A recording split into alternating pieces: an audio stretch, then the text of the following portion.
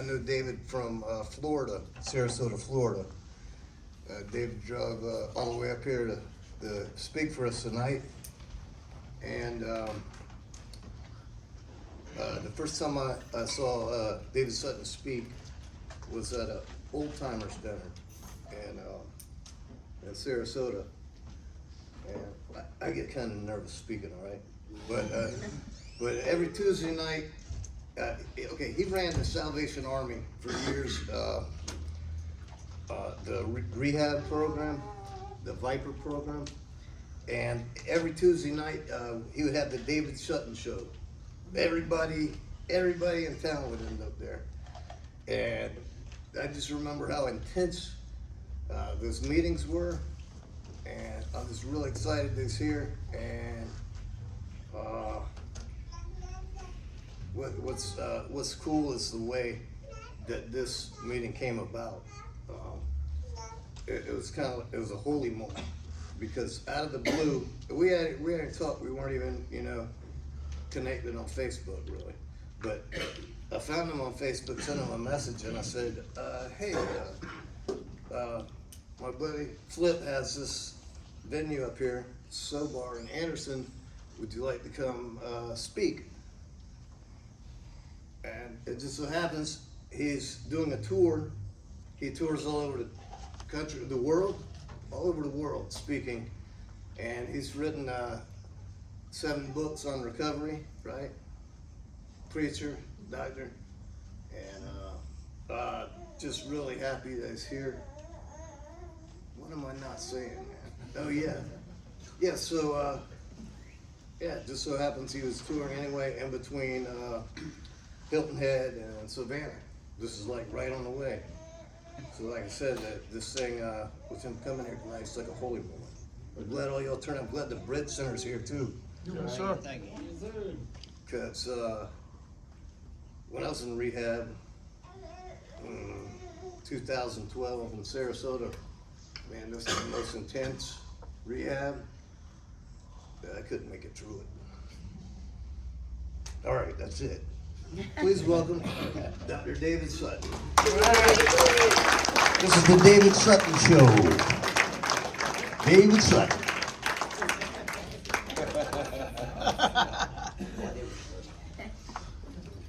Blame it all on my roots. I grew up in boots. Ruined your black tie affair. The last one to know, I was the last one to show. The last one you thought you'd see here. And I saw his surprise and the fear in his eyes as I took his glass of champagne. I toasted you, said, honey, we may be through, but you'll never hear me complain. 'Cause I got friends in low places where the whiskey drowns and the beer chases my blues away. Yes, sir. And I'll be okay. I'm not big on social traces. Let me slip on down to the oasis. So I got friends All get in low places. Well, I guess I was wrong. I just don't belong. I've been there before. Everything is all right. I'll just say goodnight. and I Show myself to the door. Hey, I didn't mean to cause a big scene. Just give me an hour and then I'll be as high as that ivory tower you're living in. 'Cause I got friends in low places where the whiskey drowns and the beer chases my blues away. all get it, son. And I'll be okay. I'm not big on social graces. Let me slip on down to the oasis. 'Cause I got friends in low places. Oh, yeah. Come on now. Here you go. Yes, sir. Pretty good. Come on. Yes, sir. I was at a church last night in Columbia, and they did their whole worship thing, and everybody just kind of stood around and looked at them, and I got up and sang that song in church last night. Boy, were they surprised. And everybody sang. That was the real cool part about it. We're going to have some fun, and I'm going to teach you some things, and it'll be good. So I wanted to tell you the story. If you heard the story about the gorilla, there was a gorilla. He was sitting up in the tree smoking pot. And this lizard come crawling up the tree, and the lizard got up there, was looking at the gorilla. Finally, the gorilla looked down at the lizard. The lizard said, "What are you doing?" Gorilla said, "I'm smoking some good stuff. You want a little?"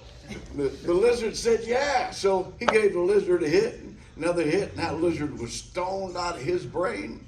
The lizard looked at the gorilla and said, "Man, am I thirsty?" Gorilla said, "Well, crawl down there to the river and get you a drink." So the lizard crawled down the tree, went down to the river, and leaned over into the river to get a drink. Just then this great big old alligator swam up, swallowed him whole. The alligator crawled up on the bank, crawled back over, was sitting underneath that tree where the gorilla was. The gorilla looked down, saw that alligator. He said, "Dude, how much water did you drink?" You had to smoke some pot in order to get that joke, I'm sure. So you know the difference between an alcoholic and a drug addict. An alcoholic will steal your money. A drug addict will steal your money and help you look for it. That's right.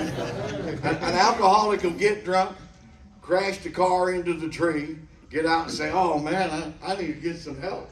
Drug addict will get high, drive down the road, crash the car into the tree, and get out. "Not my car, man." Get 5 alcoholics together, they'll start a fight. Get 5 drug addicts together, they'll start a band. You know how that works. I'll give you one last one. The alcoholic will get drunk, he'll be driving down the road and drive right straight through the stop sign, not even slow down. Drug addict, he'll come to the stop sign, and he'll sit there and wait for it to turn green. So anyhow, we're glad you're here. My name is David, and I'm an alcoholic, and I'm a drug addict. And, hello. Hey, Brother David. It was a little scattered there. And I am really delighted that Chris called me up here, one of our model clients. Yeah, and right. if you believe that, I'd like to sell you some mountain range land in Miami. So, you know. But Chris went through our program, and we got to know him, and I was as surprised as I could be when he got a hold of me, and happened to be scheduled in South Carolina the same day when he got a hold of me. So it's amazing how that works. And it seems like all the people that didn't do that good in the program are now out running their own programs, and so they must have picked something up along the way. I had some people up in Knoxville that are running the program up there, and they were kind of like that. They made less time than you did, so that's all I can tell you. So my sobriety date's August 13th, 1980. And that's 15,553 days in case you needed 42 years. It's been sober a long time. So I'm not going to teach you tonight and talk to you tonight out of something that I suppose could happen. I'm not going to talk to you out of a perspective of what I read about somebody said about something, and this may happen and this may not happen. What I'm going to teach you tonight is from 42 years looking back. Because when you get that much time, you should have something more to offer than don't drink and go to meetings. If the only thing you've got to say after 20 years is, "Well, don't drink, go to meetings, I don't know how this thing works," then you're just an idiot, and you need to go ahead and work the program for yourself. Bill Wilson called such people, those old timers that did that, he called them the self-appointed messiahs of AA.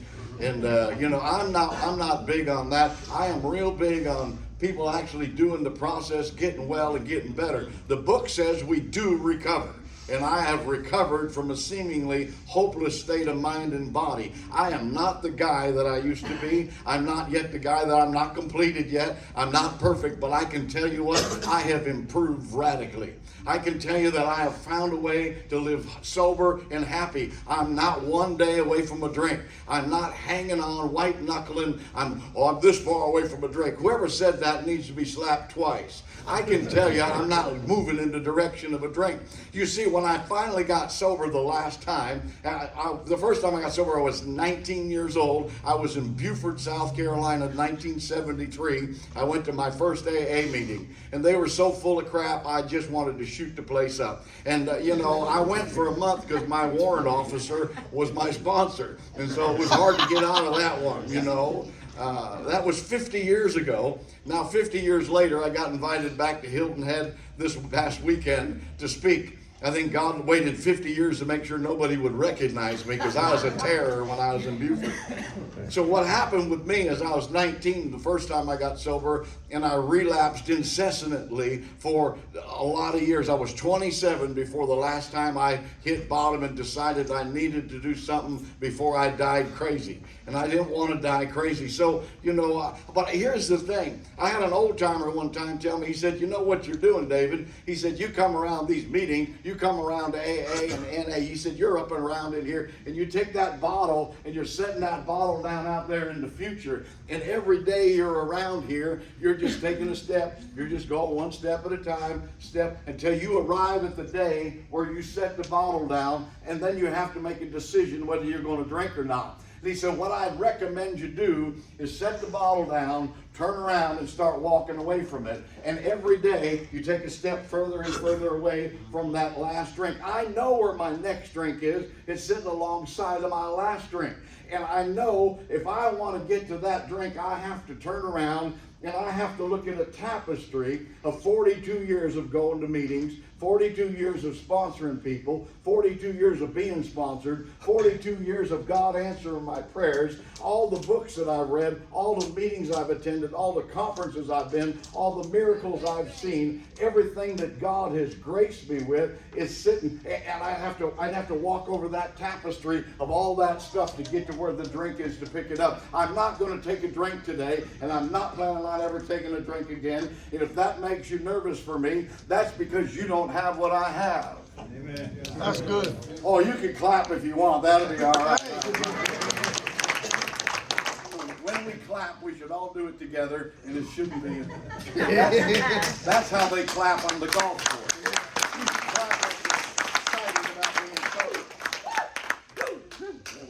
I'm glad she's in the front. She makes it exciting up here for me. So I have learned how to stay sober, and I've learned how to stay sober and be healthy. I've learned how to get well. See, I worked the steps in 1981. I went step number 1 through 12 formally. All the years before that, I looked at the steps. I read the steps. I pretended I knew the steps. I lied about the steps. I made up what I thought the big book said. I made up all this stuff, and none of it had any reality to it. But in 1981, when I came back the last time, I was sick, and I was tired, and I was afraid, and I was broken. I had actually hit bottom. You know about hitting bottom? How many know about hitting bottom? Hitting bottom. See, hitting bottom is described best for me, is that hitting bottom is when your addiction is progressing faster than you can lower your standards.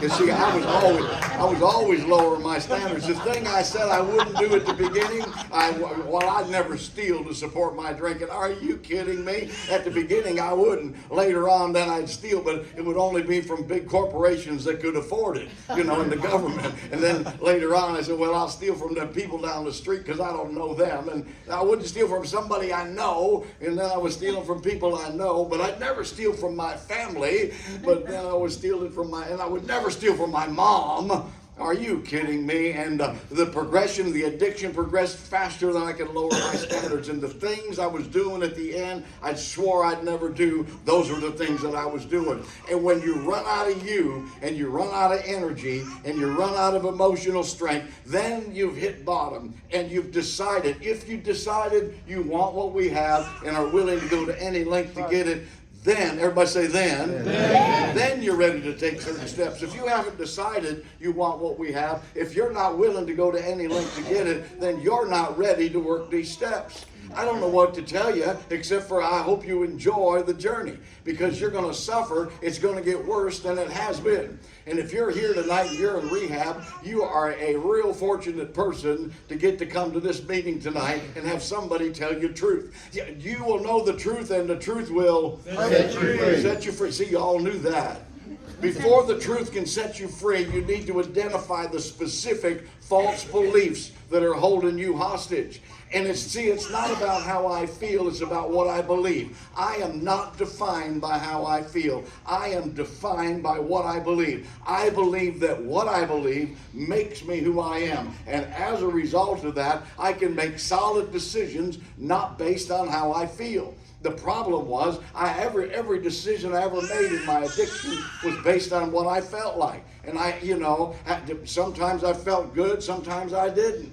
Sometimes I felt lucky, sometimes I didn't. And I would make my decisions on that. I based all my decisions on where I worked at, who was in a relationship with, all of that. I based all my decisions based on how I felt. And the problem was my feelings would fluctuate.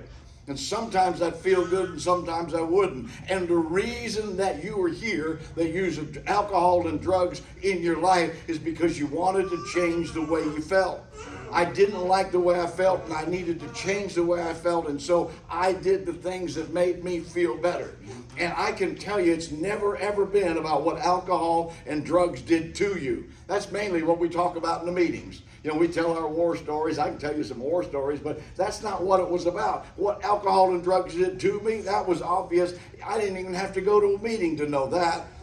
All you had to do was read the newspaper, and you knew a lot of what alcohol and drugs did to me. All you had to do was look at my life. You could see what alcohol and drugs. That wasn't the big question. The big question was, what did alcohol and drugs do for me? And if you can figure out what alcohol and drugs did for you, then you'll stop worrying about what it did to you, and you'll recognize, I know that it cannot do for me what it used to do for me. If I ever get convinced in my mind that alcohol and drugs can do for me what it used to do for me, then relapse is an option. And I don't hold that option as something that's valid in my life today. So when I talk about recovery, I'm not talking about just not drinking and not using. I'm talking about getting better, getting well, turning into a real person that has a foundation that's rooted in a place that I know I'm not going to drink and drug anymore, and consequently, I can build my life based on that truth.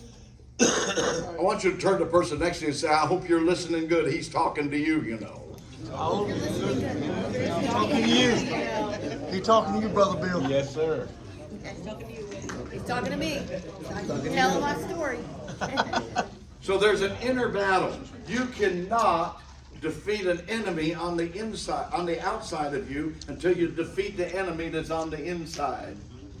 You cannot pass from the land of loneliness to the land of friendship. How many were lonely in your life? How many have been lonely? Man, you're the loneliest group of people that you'd ever meet. Loneliness that nobody else has ever even understood. You can't go from the land of loneliness to the land of friendship because those two lands are not connected. Here in the middle, there's a place called, that land called connection. Before I can move from loneliness to friendship, I have to make connection. You cannot pass from the land of fear to the land of faith until you pass through that land of courage. You cannot pass from the land of poverty to the land of prosperity until you pass through the land of even. You have to get even first. You have to pay off your debts before you can build up any wealth. How many knew that was true? How many of you are experiencing all with poverty? How many have got anything to do with poverty? How many never had any poverty in your life? How many would not lift up your hand no matter what I asked you tonight? There's a few of them back there. I knew I'd get to you. I lived in poverty and I now live in prosperity, but I had to pass through the land of even. I had to pay off all the stuff that I owed. That's called step 8 and 9, called making amends. And I had to make those amends. You cannot pass from the land of anger to the land of peace until you move through that land called forgiveness. I lived in anger. Some of you live in anger. Some of you are still angry. Some of you got anger all the way down to your toes. I was an angry guy. You might identify with it. I was angry. I wasn't angry at you. I was angry and you walked in front of me. It's your turn.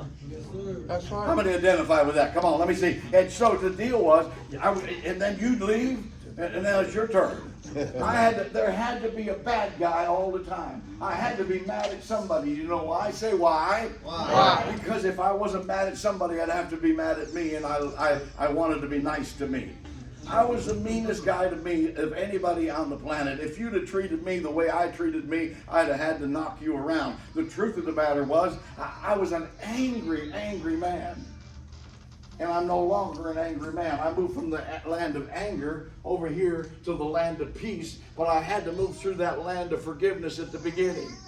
The big book says a resentment is the #1 offender. It destroys more alcoholics than anything else. From resentment stem all forms of spiritual disease. When the spiritual malady is overcome, then we straighten out mentally and physically. Right. And I'm here tonight to tell you that we can straighten out spiritually, and the rest of it falls into place. Some of you have been working on to straighten out mentally, and we look at you and you're still a nut job. That's because you haven't worked on the spiritual level. Some of you are trying to straighten out emotionally. You're trying to straighten out financially, but if you don't put first things first, that spiritual life first, then you'll never get the rest of it. See, you cannot move from the land of addiction to the land of sobriety until you pass through the land of change. You'll need to change. And the change will come as fast or as slow as you want it to come. It's entirely up to you. Nobody can force you to change. Nobody can insist that you change. You can be in a program where they tell you you have to change, but that doesn't mean you'll change. You may change all the stuff on the outside, but on the inside, you're still exactly the same. Only you know that. See, so tonight I didn't come here to talk to the you that's sitting in the chair that everybody can see. I came to talk to the you that nobody can see. Because there's another you that's hiding in there somewhere. There's a couple of you in there. Some of you have a whole committee in there. I know about it. That's why when you try to make a decision, there's like a vote going on over your head. And you know that. We have names for those things. It's called dissociative disorder if you really need to know. But the truth of the matter is, you got a whole committee going on up there in your mind. I don't want to talk to the guy that I can see. I don't want to talk to the lady I can see. I want to talk to the person that I can't see. Because there's two of you, basically two personalities on the inside of every addict and every alcoholic. There's a personality that we call character. Character man. Character is who you are on the inside when nobody else is around. Aren't you glad that character is hidden? Aren't you glad you don't have a little video screen over the top of your head that shows what you're thinking all the time? Most of you have been dead already. You've been dead. Somebody.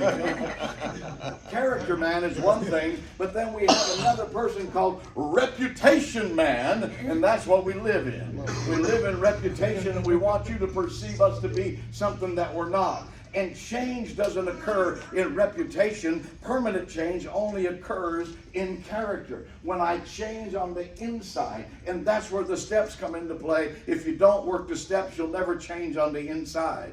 And I'm here to tell you tonight that everybody here is capable of changing on the inside. It's a difference between working a program that's a list of rules and working a program that's actually founded in principles. You'll remember that how it says in How It Works. Rarely have we seen a person fail who has thoroughly followed our path. Like somebody said it the other night in the meeting. Thoroughly have we seen a person fail who has rarely followed our path. I got that too. Rarely have we seen a person fail who thoroughly followed. Those who do not recover. Are those who cannot or cannot indicates that you don't have the ability. Will not is a bad attitude. Cannot or will not completely give themselves to this simple program. Not an easy program, but a simple program. Usually men and women who are constitutionally incapable of being honest.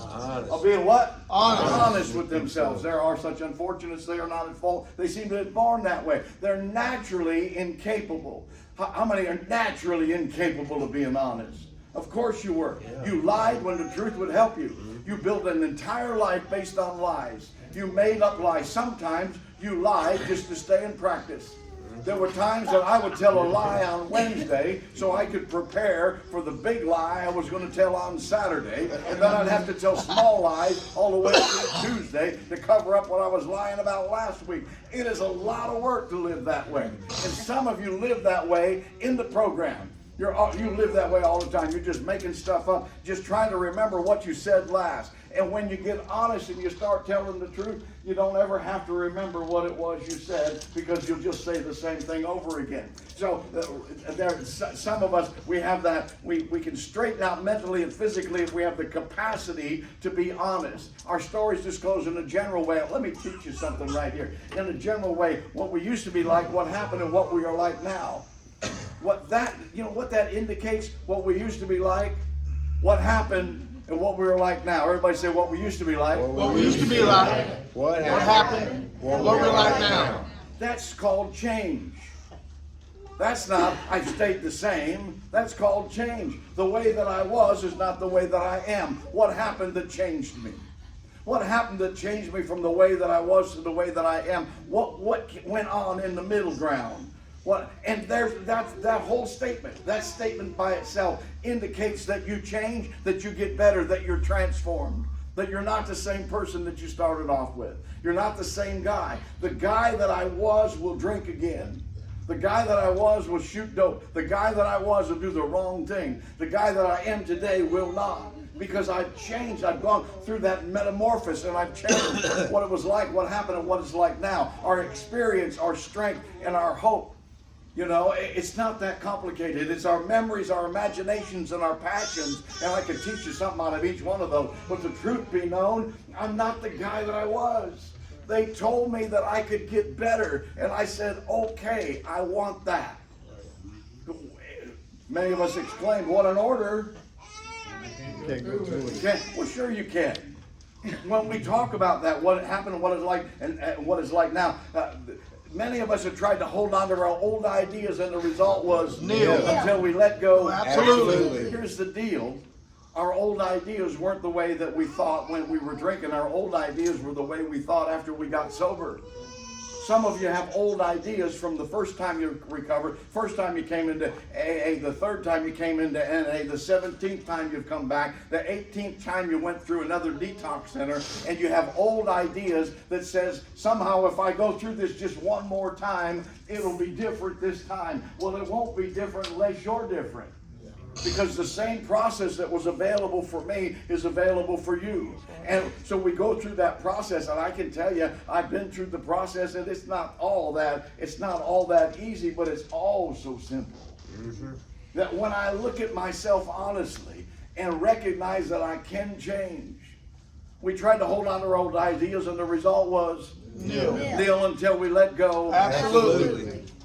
Remember, there is one who has all power. That one is God. May you Find him now. Make something up. No, it says find him now. That one's God. May you just create something. Go ahead and just figure something out on your own. It don't matter. And I'm going to step on some toes. So you'll understand me, I'm an equal opportunity offender. If you can be offended tonight, you will. And I have tried to offend everybody equally, okay? So I like to approach it that way. But we had this whole thing, and they said, well, you can pray to whatever you want. I was never confused about God till I showed up at an AA meeting, and they started telling me to pray to a lamppost. And I said, these people are dropping acid over here. There's something wrong with them. That lamppost cannot help me. These people have lost their mind. And so I had to try to figure out what it was that they were talking about. They wanted to give me a little latitude. They wanted to allow me a little bit of room, because they knew I was rebellious and they knew I wouldn't follow directions. So they kind of threw some bait out there. There is enough light in faith if you want to find it, and there's enough shadows if you want to hide. And so may you find him now. May you find God now. There is one who has all power. Then may you find God now, not create him. And the problem that we have when we discuss that is there's some lines in the big book that are misinterpreted, lines in the basic text that are taken out of context and taken out of the original idea that may you find God. God, power greater than me that I choose to call God. Well, yeah, really? Are you kidding? Aren't you the same guy that hasn't been able to pay your power bill for 2 months? Aren't you the same guy that can't keep a job, can't hold a relationship down? You got 3 kids by 4 baby mamas, and you don't know who's who and what you're doing, and you're walking around with your head up your behind, and our next task for you is create God. How stupid can we be and still breathe? Are y'all doing all right? Yes, sir. I want to get warmed up after a while, and then we'll really be in for some treat, right? I wanted to create a God like me. I wanted a God that was required to keep me sober, and he didn't mess with any of the rest of it. Because I wanted to do what I wanted to do.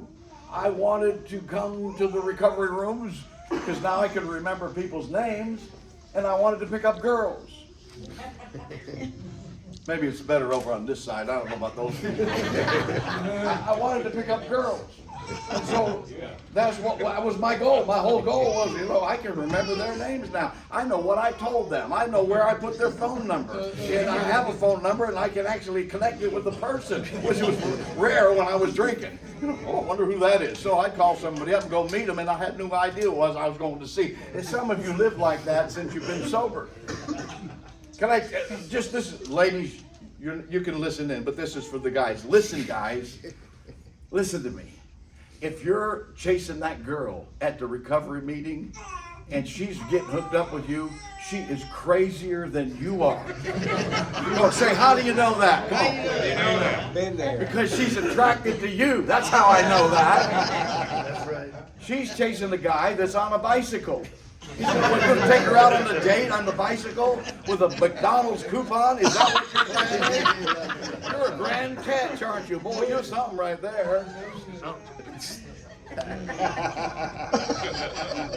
As soon as, here's a great line. Ladies, here's how you know your standard's too low and who you're trying to go out with. If he says something to you like, well, as soon as I get done serving my 6 months in the county jail, we'll go out. That would be a good guy to run from. You understand that? As soon as I straighten out the warrants in West Virginia, I'll be back and then we'll get married. Yeah, okay, we got it. So we don't know how to have relationships. We don't know how to have friendships. We don't know how to do any of that. Actually, the big book says that we seem to lack the capability of developing a healthy partnership with another human being on any level. And that described me to a T. I didn't know how to have relationships, and most of you have a very, very thin view of what it is to have a relationship with somebody. And I'm not just talking about romance, but I'm talking about relationships in general. There are 3 categories. I'm going to give you this. This will be free. I won't charge you nothing else for. So there are 3 categories of people that are in our life. There's our constituency. That's all the people that we see coming and going. The people that we see down at the convenience store, the girl that works at the front end of Walmart, all the people that we see. We see all those people. You might see them at church. You might see them in a meeting. You don't really know their name, but maybe you do, but you don't know anything else about them. That's your constituency. Say my constituency. My constituency. And then from that group, we hone it back a little bit, and we come up with a group called our comrades. Those are the people that we walk with. Those are the people that we know in our home group. Those are the people that we spend time with. Those are the people that we go out to lunch with. Those are the people that we get to know. That's our comrades, and we walk through life with our comrades. Then there's a smaller group than that called our confidants. And there's only a handful of people that live in that confidant realm. Now, everybody look at me for a minute. We have people in this confidant realm. That's your sponsor, might be your pastor, it might be your dad or your mom, might be your siblings, it might be your best friend for life, it might be a business partner. We have confidants that know us, we know them, they know our children, they know where we live, all of that stuff. That's your confidants. And then we have that comrades that we know some. Then we have our constituency. That's those people out there that we really don't know, but we see. And what we do is we walk along lonely. We were lonely. We needed somebody.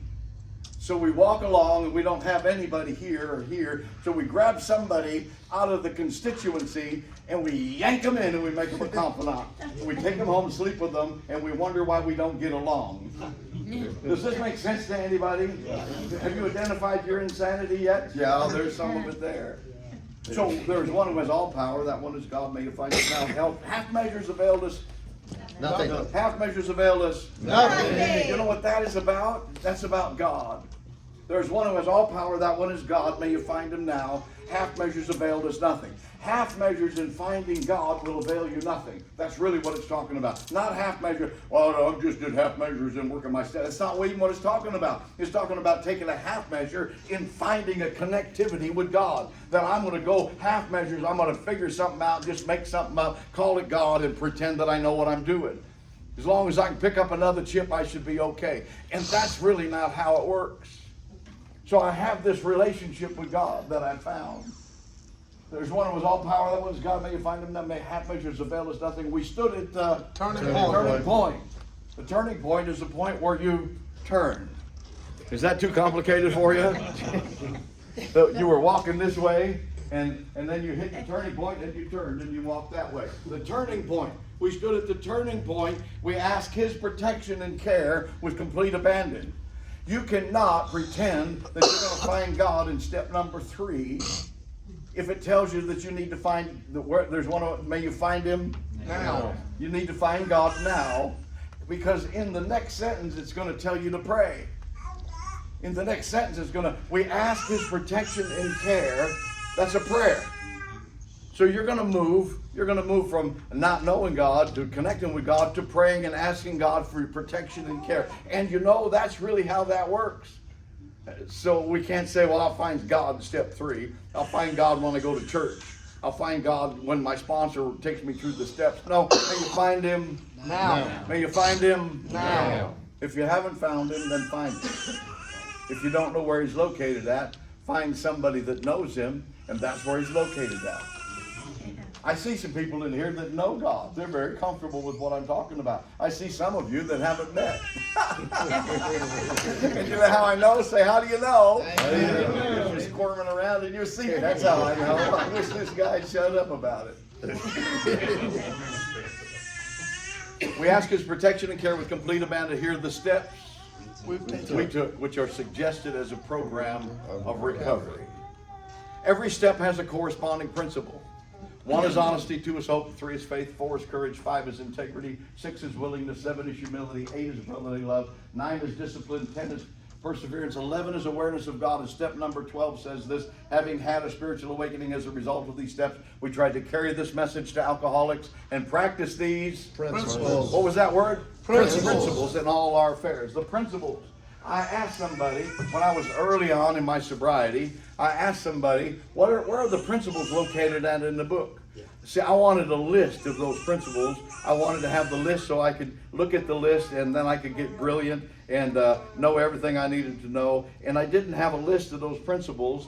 And in 1985, there was a guy named Clayne Monk that pulled out this card and was at the brown bag meeting in Bradenton, Florida at the Sacred Heart Church. See, we remember important moments for us. And he pulled that out and he put that in my hand and he said, David, this is the program you need to learn these principles. Those principles, I've been carrying that since 1985. I don't know how long he carried it, but he was like the Ancient of Days when I met him, so it's probably really old. And so I carried those principles, and every time they would have an AA meeting or an NA meeting, and they'd talk about the steps, I'd reach into my wallet, and I'd pull out that card, and I'd see what principle they were talking about, and then I'd put it back away, and I'd talk about that principle, and they all thought I was brilliant. And I let them think so, too. So the principles is really what I teach about. And every step has a corresponding principle. See, we've tried to learn rules, but rules don't help us. How many have ever broken a rule? Let me see your hand. Today. How many broke a rule today? How many broke a rule since you've been here in this meeting tonight? I knew there would be some of you. Just look around and you can get their number and charge them $5. So here's the thing. We break rules, rules get broken, and sometimes there's a consequence, and sometimes there's not. How many have noticed that? Sometimes you get away with it. Anybody here that drives a car has broke a rule tonight. If you drove here yourself in a car, you broke a rule. I know you did not go the speed limit. Do not lie to me. I know better than that. I didn't go the speed limit coming over here. As a matter of fact, there were people going too slow. They were going the speed limit, and I thought they needed to get out of the road. I was in a hurry so I could get here an hour early. So that, you know how that works. You break the rules and the rules get broken. You have a rule and you come up on the rule and you crash into the rule and the rule is broken. Sometimes there's consequences, sometimes there's not. However, with principles, it doesn't work that way. You come up, you crash into a principle, and principles do not break. You do. And you crashed into the principles over and over and over. Some of us didn't learn the principles when we were a kid. Some of us learned the principles and we forgot them. Some of us disregarded the principles. Some of us applied the principles the way we wanted to live life. And we lost our bearings on how to live a normal life. And so the principles that were set down for us were guides to progress. We claim spiritual progress rather than spiritual perfection. What is the guide to progress? It's called the principle. Until you learn the principles, you really don't have the solid foundation in the program. Today, I live my life by principles. And so I wrote this book. I taught this lesson. I've been teaching the 12-step class since 1985. The same 12-week thing over and over since 1985. That's why I leave my notes up there and I get excited and forget where I'm at. So here's the thing. This book right here is called The Principle Approach. It has every step and every principle in it. And it's probably one of the, I had a lady approach me and wanted to edit my book. It was twice as long as this when I first started. When she got done editing it, not only I wanted to kill her, I thought she was out of her mind. And so we sent the book out and we got reviews back from psychologists and people, and they said, oh, the chapter links are just perfect and it's balanced and it was good for people in recovery. I said, thank you. I said, well, it wasn't my idea. It was that lady from AA. It was an AA lady that wanted the experience of editing a book. And she edited the book. I didn't like her before. I still don't like her, frankly. And I don't think she likes me. We're like years old. But she did such a great job on that book. So this book has ended up all over. It's in prisons and jails in different countries now. It's in multiple languages. It's in Spanish and it's in Russian and it's in Latvian and Estonian and Lithuanian, and we travel around the world. So this book is in a lot of languages. I found out if you put this in an inmate's hand, you know, they actually get sober from it. And then the inmates, where I go, I'm in the jails all the time, they said, would you write a workbook to go with it? Because we need places to write because we don't have enough paper. How many noticed when you were in jail you didn't have enough paper? There you go. That was a trick question. I got you.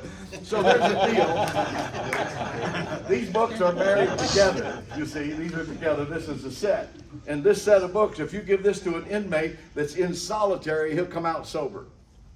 It's just an amazing thing. So I've watched inmates that get this book, they highlight it and they underline it and they circle things and make notes and fold pages. And by the time they get to me, they go, would you sign my book? It's so beat up and raggedy, it looks like it's falling apart. And I say, they say, I wish I had taken better care of it. I go, I'll give you a brand new one if you give me that one. No, they're not going to give that one up. That one lived through solitary confinement for 6 months. So anyhow, this is a set. These are for sale back there. And if you want a set of books and you don't have the money and you really want a set, you can see Allie.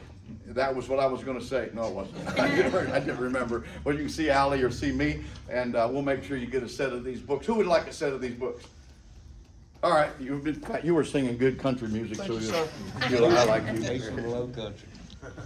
So every step has a corresponding principle. So when I teach the steps, I don't teach just the activities of the step, but we teach the principles that correspond to the steps. And if you learn those principles, and then should you ever lose sight of the principle, you go back and you have that tool and you work the step to gain the principle back. So I'll teach you some on the steps. They told me I had till midnight. Isn't that what you said earlier? So I can teach for like 10 or 12 hours straight. So we're not going to do that tonight. We'll be completely done by 9 o'clock. I do want to open this up at some point. If you have questions, I can do question and answers. I like to do question and answers. Then I can actually answer specific things that you have in mind. And, I have an answer for anything that you have a question for. I can answer any question you have about recovery, about life, about money, about God. I can answer any question you might have. Say, how is that? Come on, say, how is that? Come on. How is that? Well, sometimes my answer is, I don't know. Most of the time I can answer about whatever you want. I've been doing this a long, long time, and I want to see you really grow with this thing. So it made my trip up here worthwhile just to see Chris again. Now, I got to tell you that. And that we got to meet and spend some time. I love this club, and I appreciate what these guys are doing. So thank you again for letting me come. Step number one, we admitted we were powerless over alcohol or drugs or sex or pornography or gambling or food or bad relationships or screens. I went to a high school and was doing a presentation on addiction, and the guy, I said, huh? Somebody tell me something they're addicted to besides alcohol and drugs, and nobody responded. So I'm smart. I pulled out a whole wad of money out of this pocket, and I said, who would like to answer my question? They all raised their hand at one time. It was an amazing thing, you know. And that was the first thing they said, screens. I grew up on a dairy farm, and we had a screen door on the front of our house.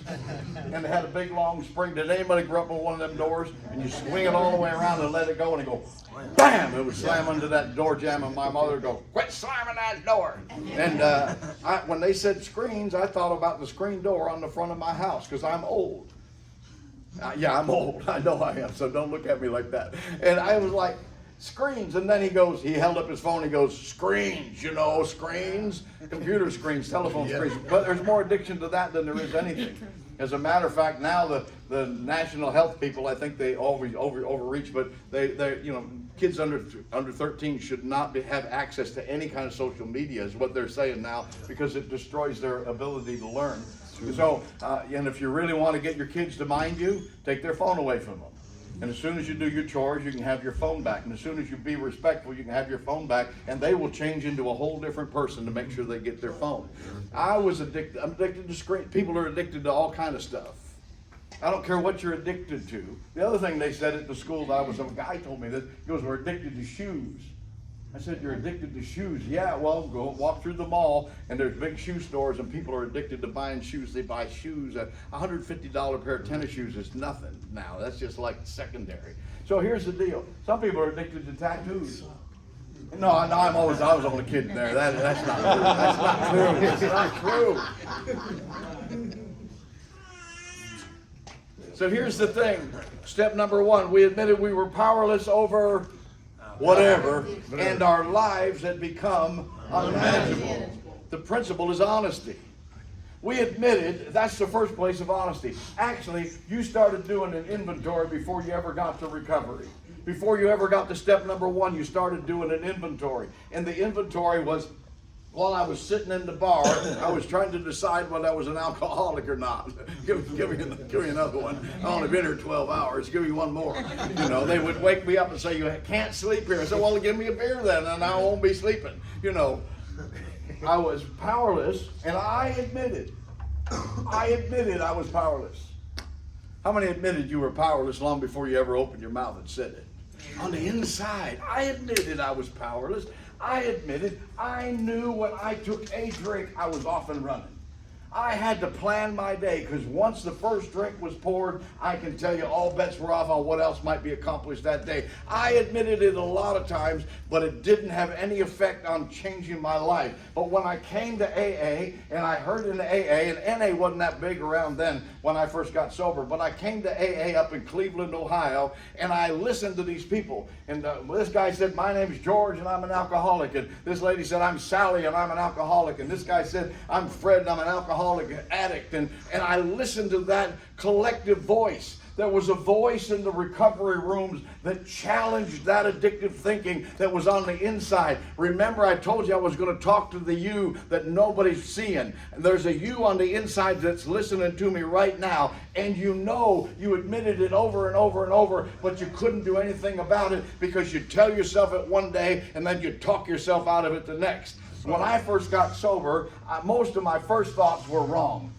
The first thing I thought of, it was usually wrong. And the second thought was usually right. And the third thought was trying to convince myself that the first thought was right. So I had this gymnastics going on. And my thinking was really askew because it was all internalized. It was all on the inside. My thinking wasn't, I didn't share my thinking with anybody. See, we talked about that loneliness earlier. And I did not have friends. I didn't have anybody that was my friend. I had a lot of people, I knew their names. I had people that I worked with. I had family members, but I had no friends. I had nobody that was allowed behind the wall. You know life behind the wall. Especially if you've been in jail, you'll understand that. But there's a wall that you put up around your addiction so nobody can get near your addiction. Nobody can find out how much you're drinking and how much you're drugging and where you're stealing the money from. That's a secret. And you live in that secret life behind the wall. And nobody's allowed in. And even if you're in a relationship, even if you're married, they're not allowed behind that wall. Nobody is. And you live behind that wall. And behind the wall, you admitted you were powerless. Behind the wall, you admitted you had a problem. But then you came out and somebody would challenge you and say, no, I don't have a problem. You'd change your mind because you didn't want anybody to know. And then I went to this room full of people, and they were saying their name, and they were saying what was wrong with them right in front of God and everybody. And then they tell us terrible things they did, and they'd all laugh. I said, these people are insane. How could they ever tell stories about themselves? You know what held that wall together around me? All of the shame. So we have shame-based issues. When you look at step number 4 and you begin to do that inventory, you need to dig down far enough that you get past all this other junk. At the top of this, we have active addiction. Everybody go like that. Go active addiction. Active addiction. Just below active addiction is called addictive behavior. Addictive Come on, behavior. don't give up now. Addictive behavior. Addictive behavior. You know why I have you do that? Come on, say why. Why? I don't know. Addictive behavior, because it'll make you think. When you stop using alcohol and when you stop using drugs, your addictive behavior escalates. It does not diminish, it gets worse. For 90, see, when you've detoxed, completely detoxed, from there out to 90 days, your addictive behavior gets worse. Your manipulation gets worse. Your lying gets worse. All of that escalates. At 90 days, it starts to de-escalate, and at about 6 months, you end up in a place where you have good walk-around sex. That's called post-acute withdrawal syndrome, if you want to know the name of it. But that's where our addictive behavior escalates. Alcohol and drugs gone, now my addictive behavior has gotten worse. And that's why we see people come into the program that they're spinning around like a top and they never make the first 90 days because the further they go, the worse the pain gets on the inside and they don't know what to do with it. And nobody knows how to explain it to them. And so, we just let them suffer. I guess they didn't want it bad enough. You said you're their sponsor. You must know them. You didn't want it. And you didn't know how to answer him. I'm 100% successful with all the people I sponsor. I don't know if any of them are sober tonight, but I am. That makes me successful. If people want me to be their sponsor, and I sponsor a lot of guys. I got a guy that I gave him his 30-year medallion, one of the guys I sponsor. So I've been doing this for a long time. And I sponsor new guys, but I can tell you what, I don't sponsor you and tell you that, mamby-pamby around and tell you something you want to hear. I have one guy, he calls me up, he tries to call me every day. He's sober about 6 months now. I've been sponsoring him for 25 years. He's got about 6 months sober. And he started listening. And he'll talk to me until he goes, okay, I'm exhausted. I'll have to call you tomorrow. It's good. Then I know I've gotten through to him. We have active addiction, addictive behavior. Just below addictive behavior, everybody go like this. Go low self-esteem. Low self-esteem. We all have low self-esteem. You did not get low self-esteem by yourself, and you cannot get out of low self-esteem by yourself. Low self-esteem is based on your analysis of what other people think of you. What I think that you think about me. That's called where my self-esteem fits in. And when the old-timers that have been around, they know when the people first came in, that they probably smoked when you came in. The meetings, they smoked in the meetings. And it was like a cloud of smoke. You'd walk in and it was like, wow, and your eyes would burn. And you'd get a cup of coffee and you go sit down and light up a cigarette like some kind of insane person. And we'd all smoke until you couldn't breathe anymore. And we'd be coughing and hacking. And then the next round, we'd all light up another cigarette. It was just a great group of people that were out of their minds. That's how I got sober. Well, I can tell you they had ashtrays and they had jobs you had to clean. I mean, it was a dirty place and you had to clean. You got a job assigned to you and you did your job, because then people would say, man, you did a good job, and you knew you did a good job and your self-esteem got a good hit. We don't get out of low self-esteem by ourselves. It's my perception of what I think that you think about me. And we're busy. You listen, guys, especially you guys, we're busy doing this all day long. I compare how I feel to how you look. Comparing my inside to your outside. You look like you got it together. I feel like crap. I must be a terrible person. That's called low self-esteem. So we have active addiction. Addictive behavior. Low self-esteem. Low self-worth. Low self-worth. Who I feel like I am. Who I imagine me to be. Low self-worth. I don't feel like I'm worthy of anything. I don't feel like I'm worthy. I did so many bad things. I know what I did. And some of the behaviors I had, I know what I did. I know if I'd have been caught for all the stuff I did, I'd be in prison for the rest of my life. I know this. And you know it too. And I have that low self-worth because I continue to analyze myself based on who I used to be instead of who I've become. And I have that low self-worth and I feel like I'm not of value. And those of you that grew up in a home where people said, you'll never amount to anything, you had a real battering on your self-worth and who you felt yourself to be. Low self-worth? Yeah, you can get out of low self-worth, but you know what? You'll have to understand that there's a connectivity with God, and God forgives you, and you need to forgive you. That's why you can get your self-worth back. Up here we have active addiction. Active addiction. Addictive behavior. Addictive behavior. Low self-esteem. Low self-esteem. Low self-worth. Low self-worth. No self-image. No self-image. Don't know who you are. You don't know who you are on the inside. You don't know who you are, who you've become. You're completely lost. You have based who you are based on culture and what culture says you are and what culture imagines you and what your other people's perception. You based it all on that. I live in a culture that here's the older I get, the more I feel like an alien. I don't feel like I fit in much at all. The truth is, culture has changed, and I can't base all of this stuff on my culture. I have to base it on what I believe. I have to define what it is that I believe. I have to know who, because when we say, I don't know who I am, that was the old thing in the 70s. Well, I'm just lost. I don't know who I am. That's because you went to Woodstock. Your brain is still up in Woodstock somewhere. You smoke too much dope. Here's the deal. We don't know who we are, and so we have no self-image, and we become chameleon-like, and we begin to engage with whatever's around us so we can fit. And some of that can work to our advantage. I did that when I came to AA. I didn't believe I was an alcoholic, but I said I was an alcoholic because that was part of the culture. I said it because, you said it and you'll like me better. Maybe I can get some money from you later, So I had that whole thing going on. We have active addiction, addictive behavior, low self-esteem, low self-worth, no self-image. Listen to me now. Here's the bedrock of all of your inventory. It's called shame-based issues. Shame-based issues. If you do not identify the things that make you ashamed, you will never ever stay sober. You have to go, when you do that 4-step and you do that inventory, you need to go all the way down to where the shame-based issues are. You need to go all the way down where they are at when you talk about 6 and 7 and your character defects and your shortcomings. When you're doing your amends, you need to go all the way down and dig out the things that make you ashamed. When somebody comes to me and they want to do a 5th step, and I try to avoid that with all my life. I try to avoid doing a 5th.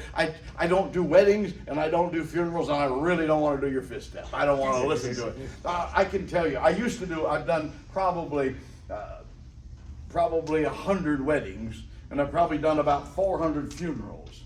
The people started getting divorced. I took it as a personal affront. So I don't know why I married them. They should stay married. Like, who am I, right? So I didn't do weddings anymore. I was about 95% effective with the weddings, about 5% of them. I'm 100% with the funerals, and none of them people came back at all. But I don't like to do the 5th step. I don't like to listen to it because I've listened to enough of this stuff to know that I'm going to hear weird stuff that I don't want planted in my brain. See, I have heard some weird stuff, and some of you have some weird stuff that you should be ashamed of for sure, but you need to get it out. I was never really as surprised as I was the day the guy was in my office and he was telling me all this stuff, and we got all the way down to the place where he had sex with the chicken. Boy, that freaked me out. I said, I got to take a break. I'm leaving. And I couldn't eat Kentucky Fried for a long time. So, everybody doing okay? Is everybody doing all right so far? Yeah. So I'll continue. As long as you're doing okay, I'll continue on. Yes, sir. So I can tell you that the shame-based issues are the things that you need to target and you need to find. So when I listen to somebody's fifth step, and if some of you guys have probably been around a long time and you do some of that kind of work. When I listen to their fifth step, and I learned this from the old timers where I got sober, they would take one thing out of their life that was a real bad thing, and they'd share it with me. And it allowed the openness. If they could say that, I could tell them what I had, what my secrets were. So there comes a place when we look at this whole hierarchy. Powerless over, yeah. You're powerless over active addiction, over addictive behavior. You're powerless over low self-esteem. You're powerless over low self-worth. You're powerless over no self-image. And you're powerless over your shame-based issues. And you don't have to remain that way. That you can get free from being powerless. That's really the whole goal. So I came and I listened, and I heard people say their name and what was wrong with them. And they said it and they weren't ashamed. That was something that really triggered it in me. It's called the collective voice of reason. It's only found in recovery meetings. When you got up tonight and said you were an addict, everybody knew. Everybody stepped right in. Everybody felt comfortable because we identify with that. And it's a place it's called the power of vulnerability. If I become vulnerable to you as a person that's been around, then you can become vulnerable and allow your walls to come down a little bit. Some of you have got the walls up so high that there's nothing that can penetrate it. Some of you are here tonight and you're all alone in your life and you know that. Oh, the guy, he's your roommate. He's been your roommate down here at the center for 9 days now. He's your best friend. He's your best friend in life. You got nobody. There's nobody that knows you. You're alone on levels that nobody else seems to understand. And you walk in that loneliness and you walk in that narrative on the inside. And you keep telling yourself, I got to do something different. Man, I don't like being alone all the time. We run into bad relationships. I don't like being alone. You know, we have all of that stuff. We go on and on. We're just alone. You don't have any friends. And it doesn't have to stay that way. We admitted as a collective voice of reason, we're all here together. We all admitted it together. And when I show you my vulnerability, it opens you up so you can come and become a little more vulnerable each time. Oh, I don't share everything with everybody. It's on a need-to-know basis. You don't need to know. You know, I don't share everything at an AA meeting or an NA meeting or at a church meeting. I don't share everything. What's needed? What's necessary? Some of you need to make some of this stuff a little more necessary. You don't have to walk out of here tonight living behind that wall and feeling all alone anymore. Time to let the wall down. We admitted together that we were powerless. It wasn't I admitted any longer. Now it's we admitted. There's a collective voice of reason that on any day of the week, no matter how long you've been sober, you step into a meeting and you hear those people say, you know, it sounds like music. My name's Bill, I'm an alcoholic. You know, my name's Melody, I'm an addict. You know, and it's like music to your ears because it opens that pathway that challenges my addictive thinking, and it says, you're not the only one that has this problem, and it doesn't go away. You'll have to continue to do the work, but you can stay sober permanently. And you know, the other part of it is, you're not alone. You're not alone. Some of you come to meetings and you're still all alone. All by yourself. Wandering in and out of these meetings. Powerless over alcohol. Our lives have become unmanageable. And if you're living at a rehab center, your life has become unmanageable. You need look no further. If you're living at the county jail, your life is unmanageable. You'll need to look no further. If you're not sure at this point which woman you're actually married to, you need to look no further. You're unmanageable. If the car you have is not registered correctly and it has no insurance on it because you haven't got a valid driver's license, but you're driving around with a big smile, I got to tell you what, you're unmanageable. Yes, indeed. And that unmanageability is on a higher level. Is on a higher level. When you go to meetings, you'll hear people that are sober a long time that are unmanageable. And by their own confession, I got all the character defects I started with. Yeah, we noticed. We wondered why you didn't do step 6, but it's cool. You don't have to do anything. They talk. There's a guy that I stopped going to. Have you ever quit going to a meeting because of one person? Yeah. Liars. I did. Boy, I've quit going to a few. I've changed home groups because of one person. I just couldn't. Like, I can't stand that person. I need to go somewhere else. I have to take responsibility for me, you know. Because they go to the meeting and they do the me speech. Have you heard the me speech? Yeah. I've been sober 41 years, and I am real important, and I go to all these meetings, and I talk all the time, and it's really about me and me and then myself and me and you know me and me and me and me and myself and I and me. What was it you said? Come on. And what happens is they're unmanageable in sobriety. And they become the guru. It's sad. It's pitiful. If the guy's sober 25 years and he's picking up the girl that's sober 25 days, he is unmanageable. He is not a guru. He is a predator. Thank you. Ooh. Ooh. Them other people.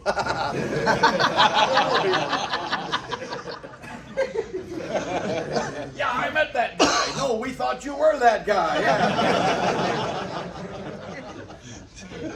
Anytime you use, and it works the other way around too, anytime you use your sobriety as a leverage to manipulate another person, then you're not in a relationship, you're taking a hostage. And anytime that you enter a relationship, ladies, listen, if you enter a relationship with somebody and they're your priority and you're their option, it's not a relationship.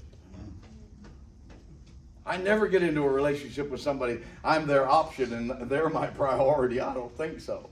When I sponsor somebody, there's going to be an equal understanding here. I'm not going to make you my priority and I'm an option if you feel like calling me. We admit we're powerless and our life has become see, this is about honesty. And that first principle is honesty. And sometimes we're sober a long time. Or maybe, so, a year or 2, 5, it's a long time. Staying sober for 90 days for a person that's a drug addict, staying clean and sober, that's a long time. Yes, sir. Yes, sir. And we're sober, We're sober quite a while. And we find that we're not really all that honest. I was sober over a year because I had started doing my steps, and I was sober probably a couple years at that point, and I was speaking at meetings. Up in Cleveland, Ohio, all the meetings are speaker meetings, or they were when I lived there. They had one discussion group in the whole city of Cleveland. There were speaker meetings everywhere, and you get on the circuit and you just speak everywhere, and that was probably good for me, good training for what I'm doing now. And I would speak at all these meetings, and I would tell stories because I found the stories that were funny. I would tell my drunk-a-log, and I'd tell you the funny stories. And I remember one night I was in front of about 150 people, and I was telling one of my funny drunk-a-log stories. It was just hysterical. It was one of my best stories. And I was going along telling this story, and in the midstream, in front of 150 people, it struck me, I don't think this story's true. I'm not even sure this actually happened. This might have been something I saw in a movie. I don't know. Where did I get this from? I had a moment, I had like an epiphany. It was like a moment of clarity. And I said, really? So I stopped. And I told him, I confessed in front of everybody. I said, I don't think the story I'm telling you right now is true. And they all laughed. They thought it was great. I said, how many want to hear the story anyhow? They all did. They didn't care it was true. But I did. I never told the story again. The stories that I tell about my drunk-a-log. You see, I had an old lady come up to me at a meeting one night and after I spoke, and she said, David, your story's bad enough by itself without you making stuff up. I left that group and never went back there either. Because she was telling me the truth. And here's the deal. Honesty is an internal thing. And you can't stay honest by being internalized. That's why working the steps over and over and over, and we get more introspective and we find more things wrong with us, is the truth is it doesn't really help us that much. We have to go through this process and find out what's wrong with us, and then we have to draw the line in the sand and turn around and start going the other way. If you operate with honesty for a little while, there's a second principle in step 1 that will come into play. It's called truth. You will know the truth, and the truth will set you free. Truth is external. Honesty is internal, truth is external. That when I went to AA, I went to NA, when I went to church, there was a body of truth that was external to me. It was all that truth, that collective truth that you had, and I grabbed that truth and I internalized that truth. I put it on the inside of me. I read the book, I did the steps, I made the coffee, I went to these meetings and I got truth on the inside of me. And you know what happened? All of a sudden, the byproduct of having truth on the inside of me was I got honest. What started coming out of me was honest, because it was based on truth rather than based on fallacy. It was based on truth, and my self-esteem got better, and my low self-worth got better, my no self-image got better, and my shame-based issues got better, and I started telling the truth. And truth became the override that pushed the dishonesty out of the road. If you operate with honesty for a while, you'll get truth. If you operate with truth for a while, you'll come up on another principle, which is called veracity. Veracity is the love of truth. That you will fall in love with the truth of recovery. You will fall in love with the truth of the meetings. You will fall in love with the truth of the book. You'll fall in love with the truth of your sponsor. You will find that truth and you will fall in love with it. And then you'll be one of those people that we call big book thumpers, that walked around with your big book and it's highlighted and you've got a little tabs all in it. If you met one of those people, they're really quite insane. And so, they're ready no matter what you say. They know what page it's on. I don't have the address, but I know what's in there. Veracity is the love of truth. And people that become good sponsors are people that have veracity. They love the truth. They love the truth of recovery. They love the truth of helping another alcoholic get sober. That truth carries all the way down into step number 12. They love that truth. It's called veracity. And if you operate with truth or honesty for a while, you'll get truth. If you operate with truth, you'll get veracity. If you operate with veracity for a while, you'll come up on another principle, which is called loyalty. And you will become loyal to the message. You will find loyalty to the message, and it will serve you well down the road, because when it comes time to help other people, you'll be loyal to this. Now, I travel. I don't have to. I'm retired. I live on Fairway 6, so that'll tell you something. I live in Sarasota, Florida on Fairway 6. So I won't tell you what golf country club I live in, but I got to tell you something. I watch the people go up and down my street. They go play golf every day, and then they come back on their golf cart, and they have hollow eyes, and they're lifeless. And they ask me what I do, and I say I travel around the world and I help alcoholics and drug addicts find their pathway up out of the hole. And they go, why would you do that? I said, because I'm loyal to the message. I'm loyal to this thing. And, I do the same thing when I go to churches, and I speak at a lot of churches, and I make them nervous. I don't know why the church would be nervous with me, but they get a little nervous when I get up there and sing Margaritaville on Sunday morning. It's just an idea. The truth is that we have principles in step number 1. And if you'll do step number 1, you will access those principles. And if you access those principles, step number 1 will become a living component in your life.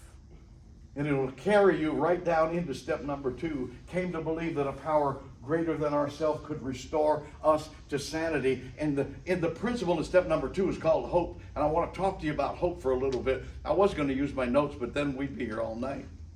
The truth is that when we talk in step number 2 about a power greater than ourselves restoring us to sanity, there's a principle called hope. Hope is a sight realm. I have hope from what I see.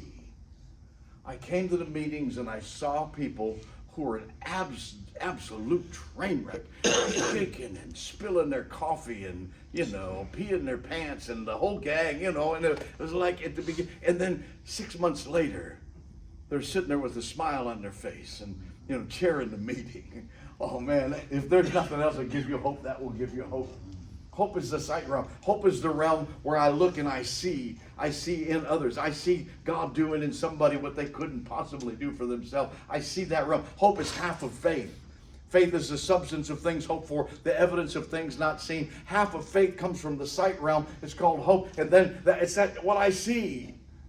Down in Tampa, Florida, they have a Buccaneers. We had hope that they would win the Super Bowl again. And then we saw them play. You know, we lost hope. There was hope gone. I'm not really a Bucs fan. You know, the Tampa Bay didn't do that good. Neither did Green Bay. Those were my two teams, you know.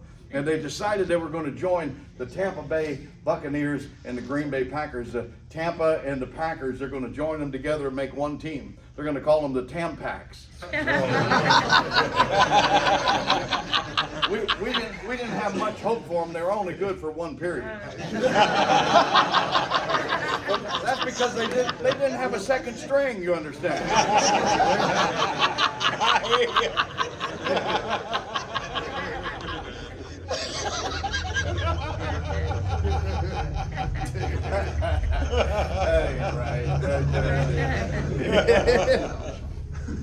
We have hope.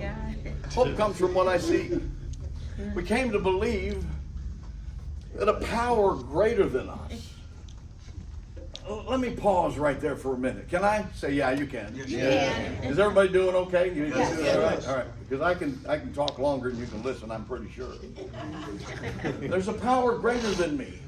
This club right here that we're sitting in tonight is part of the city of Anderson.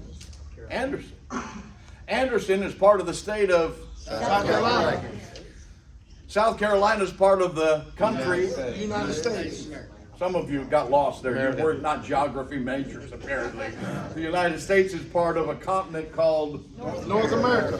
North America contains the United States. The United States contains South Carolina. South Carolina contains Anderson. And Anderson contains this club. We could say this club is North America.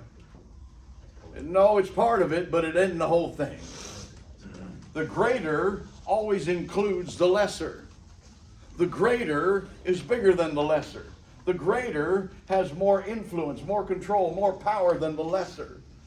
You're going to find a power greater than you. It can't be something that you create, or it will be lesser than you. The creator always is greater than the creation. The person that painted these pictures was the creator, and that is the creation. The creator is greater than the creation. And when I look at a power greater than me, I can't make that up. Because if I do, listen close now, if I do, that's called human power. A, we were alcoholic and could not manage our own lives. B, that no human power could relieve our alcoholism. That includes your sponsor, that includes your pastor, that includes your spouse, that includes your children, it includes your therapist, it includes the teacher, and all of that. That's all human power, including your power. And now you're going to create something greater than you. It's impossible. I have to find something greater than me. There was a power greater than me. We came to believe in that power. We didn't come for belief. We didn't come through belief. We didn't come by belief. We came to believe. We came to a point where we started to believe. And we started believing in something greater than us. And if I can get that simple concept, then the power greater than me can actually help me. A power greater than me gives me hope. See, I needed a God bigger than me because he had to deal with me. And what's more, he had to deal with you. And you really needed somebody to deal with you. I didn't get along with people that well, and I needed a God that could take care of all those people I didn't get along with because they were crazy. I had to have a God bigger than me. If it was a God of my fabrication or my own concept, then it was my human power that created it, and it probably wouldn't help me much at all. A power greater than myself could, everybody say could. Could restore me to Sanity. So you were crazy. Yes. Some of you still are. Yes. You were crazy. You had insanity. Was that all the stupid things you did when you were drinking and high? How many did stupid things while you were drinking and high? How many did stupid things after you quit drinking and got high? Well, then it must not have been, that wasn't the insanity. I got a sister that's never drank. She does crazy stuff. I told her I'd buy her a case of Jack Daniels and help her get started on her alcoholism. Maybe we could help her. You know, she don't drink. She's not an alcoholic or drug addict. She's just nuts. She does weird things. I did crazy things when I was drinking. I made terrible decisions. I remember one time I was sitting at the bar. Every afternoon I'd sit at the bar. I promised myself I wasn't going to the bar. And then I go, that was why I couldn't keep promises to other people. I couldn't even keep a promise to me. I promised me I'm not going to drink today. Here I'm at the bar drinking. And I remember sitting there thinking, I need to go home and mow the lawn. I kept thinking, I don't know how long I'd been drinking. I decided I'd go home and mow the lawn. I got home to mow the lawn and I couldn't get the lawnmower started. So I sold the house. You see, that's not a good decision process right there. I had bad decisions. My decision was askew. And a power greater than me. He said, what was the insanity anyhow? I'm going to stop with this because, man, we've talked for a while now. And I'll open it up for questions. What was my insanity? Was it the crazy things I did when I was drinking? No. There was an insanity. There was a place in my life that I had sanity. There was a place in your life you had sanity. That's why I'm convinced you weren't born an alcoholic or a drug addict. You had sanity at some point, or you couldn't be restored back to it. If you pick up an old pickup out of a barn and you restore it, you take it apart and you fix it and you build it. There's a place where we restore it back to what it was originally. Everybody look at me. Step number 2 is about getting back to where you were originally. That's called sanity. That's how I know you weren't born this way. I drank too much, too long, too often, became addicted to alcohol. I smoked too much pot, became addicted to pot. Popped too many pills, and became addicted. I became addicted to a lot of things because I did it over and over. Had I never drank, I would not be an alcoholic. I might be a nut, but I wouldn't be an alcoholic. And I had to identify in the process that there was sanity that existed before I got into all this mess. So it was in your life you had sanity. And I pinpointed it because the principle is hope, and I pinpointed that sanity. And the insanity for me was thinking that I didn't need anybody in my life. Thinking that I didn't need relationships. There were two kind of people, those that were dispensable and those that were not necessary. That was the two kind of people I had. I didn't think I needed a relationship with anybody. And I'm talking to you because you're hiding behind the wall and you think you don't need a relationship with anybody. You're your own man. You can do it.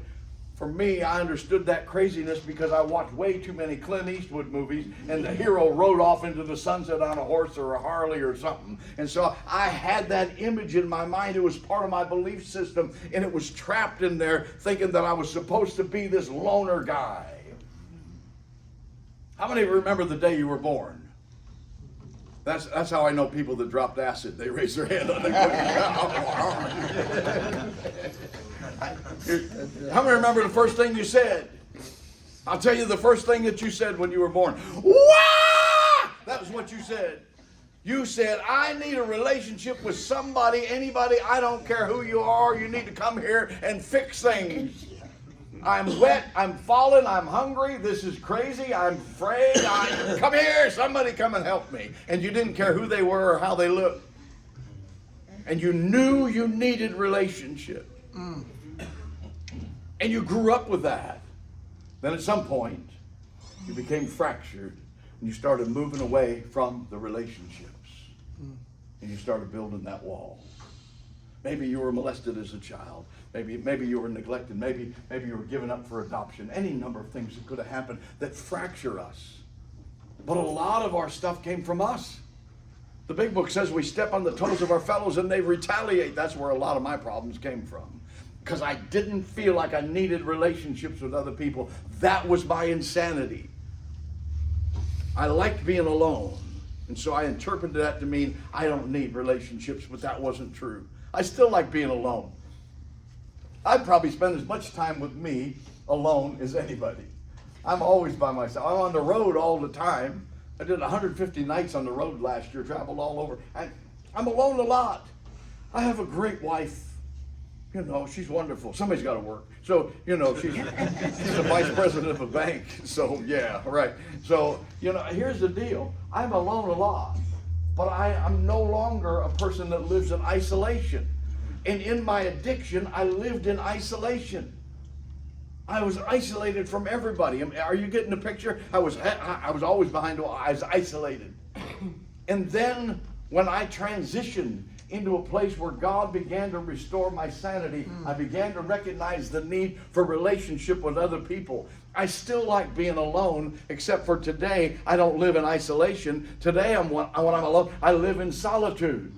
I have lots of solitude today. I love solitude. See, the difference between isolation and solitude: isolation is a place of fear, solitude's a place of peace. Isolation is a place where I'm running away from something. Solitude's where I'm running towards something. Isolation is a place where there's silence. Solitude is a place where there's communication. Are you getting the picture? And so there's a place where we can be restored to sanity, and we're restored back to what we were originally, in a person that needs other people in relationship. This is the whole essence of recovery, is that I can break the back of that loneliness and that isolation and that desperate hole on the inside that I tried to fill with alcohol and drugs and other things, so that I can feel like I belong in community, and that I can feel like I have friends, that I have confidants, and I have comrades, and I have constituency, and I live a life that's filled with that kind of harmony. And if you don't have that life, you need to do the steps, because the steps will take you right into that life. There's a place that we have in recovery called the pink cloud. How many have ever been on the pink cloud? Woo! Boy, I like the pink cloud. The grass is greener. You know, the air smells better. People don't have bad breath and nothing. I mean, it's just an amazing thing. All the girls are prettier. Not at closing time on the pink cloud. They're all pretty on the pink cloud. And then one day, it disappears. The pink cloud is God's prophetic picture of what your life will look and feel like if you'll do the work. And He gives you a chance to feel it and sense it and experience it. And then He takes that away and says, now do the work, and you can have a life just like that. And my life is that pink cloud kind of life. I live in joy today. I've got a wife, and we've got children. I got 5 sons, all bigger than me. And one of them did. See, I live a good life. He did 18 years in the Florida Department of Corrections. He has not been a good boy. You'll understand. It really helped my prayer life. I sat outside that prison every month for 18 years. I spent $100,000 keeping him in commissary over the years. I got to tell you, I put a commitment into it. That good parenting is formulated outside the prison wall. And today, he's out. He's got his own business. He's got a girlfriend. He's got a big 4-wheel drive truck, a Harley Davidson, and a Cadillac. He owns his own house. That's pretty good for 5 years out of prison, can I tell you? Because what I'm teaching you here tonight, I teach him, and he has learned it. There's a place that we can do this. There's a place. I'm going to do one last little exercise. How many give me just 2 more minutes? Let me see your hand. 2 more. 2, 4, 6, 8, 10. I got 10 right here without any of y'all's help. I want to do a little exercise with you, and then I'm going to close, and then you can ask questions or whatever we want to do.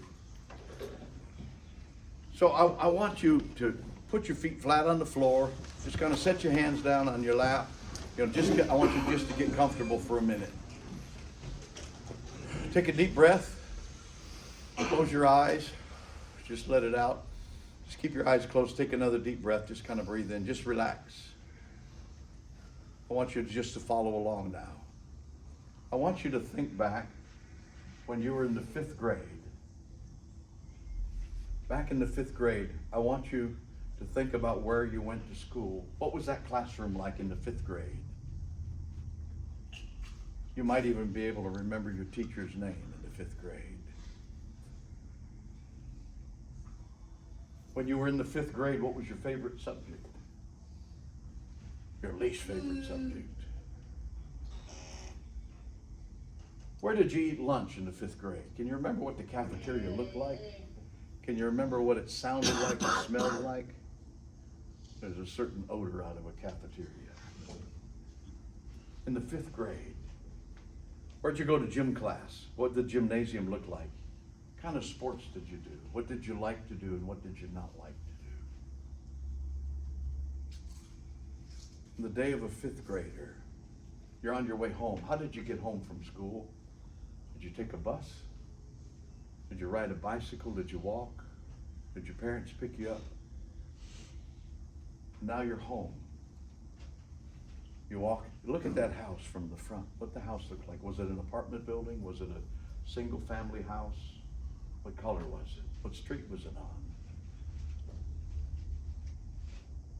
Now you walk into the door of your house. What's the first thing you did?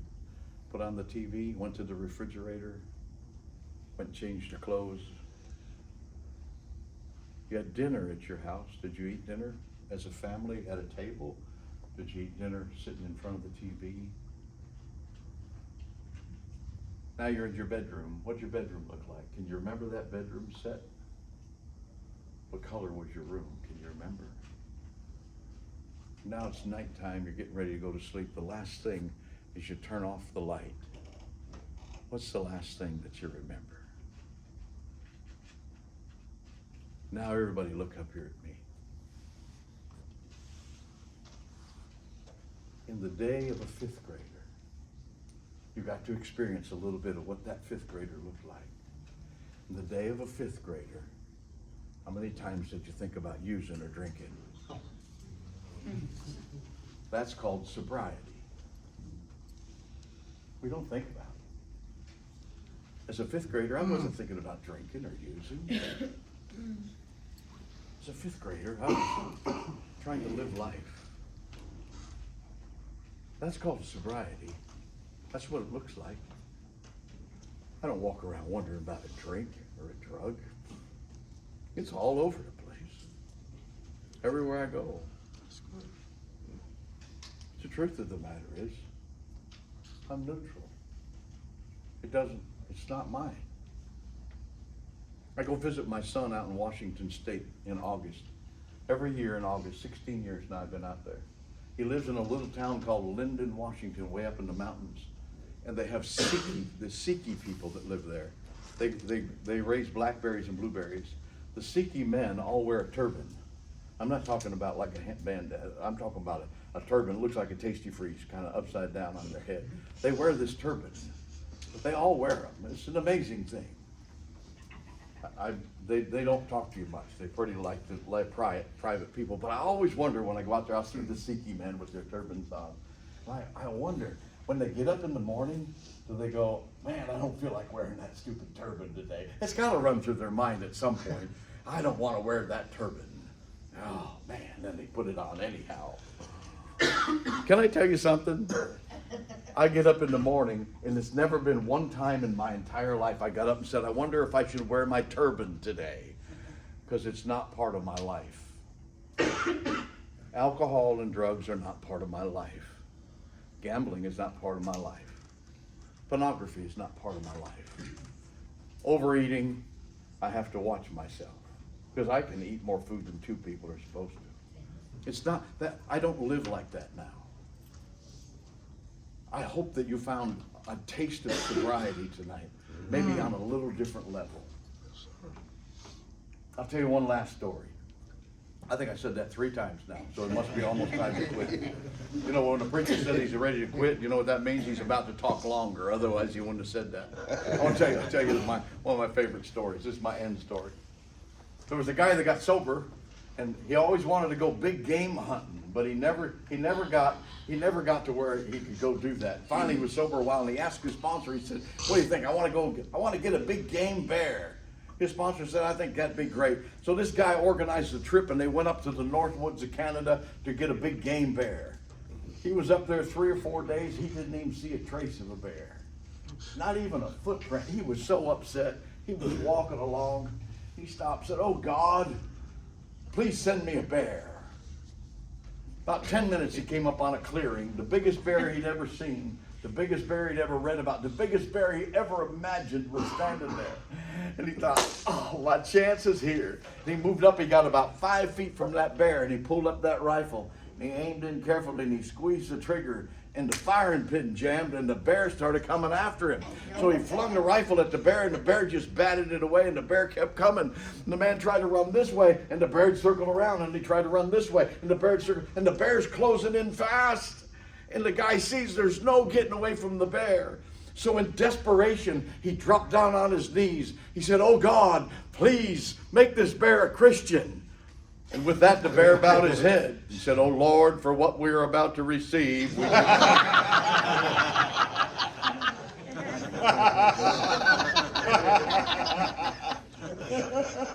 a lot of things I could have said, and even some I could have read, but nobody knows all the answers or holds some magical key. So I will say a prayer for you, if you'll say one for me. Thanks for letting me share. Yes, sir.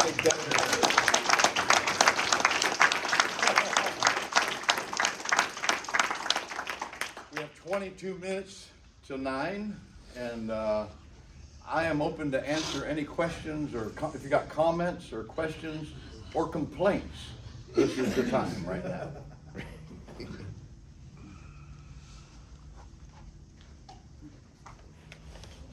Well, probably the first step would be raise your hand, and then I'll go, "Oh, you, yes." What do you give away the most in order to keep walking away from your dreams? What do I give away the most? You got to give it away to keep it. Right. I would think that I give away hope. There's a verse that says, "Be ready always to give an answer to those that ask you of the hope that lies within you." I give away hope. I try to be a carrier of hope. That's a really good question. The other thing I try to give away is joy. I try to give away laughter. And Yes, sir. I think the people that I see that actually have sobriety are the ones that got their sense of humor back. And there's other people that are sober. They're sober 18 years and they look like they were baptized in pickle juice. Gee. Yeah, I'm really happy. Yeah, we noticed. Would you notify your face that you're happy? You're proud. You're awful. But that's a really interesting question. I'll be thinking about that question for a while. Nobody's ever asked me that before. That's the thing that I give away the most. I think probably the thing I do is I allow access to my life to the people that I sponsor. And if you have access to my life, not everybody has access, but if you have access, then you get to get from me. You get to get from me all the time. Good question. Thank you. Who else got a question or complaint or comment on something you learned, something you heard you want to repeat? You know how you remember all this stuff? You learn it from somebody, and then you go to a new meeting and you tell somebody that wasn't at the last meeting, and then you say, "I heard this somewhere," and the next time you go, "This is one of my things." You know, you just claim it from your own. I'll only give you credit one time. That's it. Yes, sir. Like, when you were sharing, you talked about that we can't just make a God up. But the steps in the program just gives us the freedom to have a God of our own understanding. There's a difference between understanding, coming to an understanding of God, and creating something.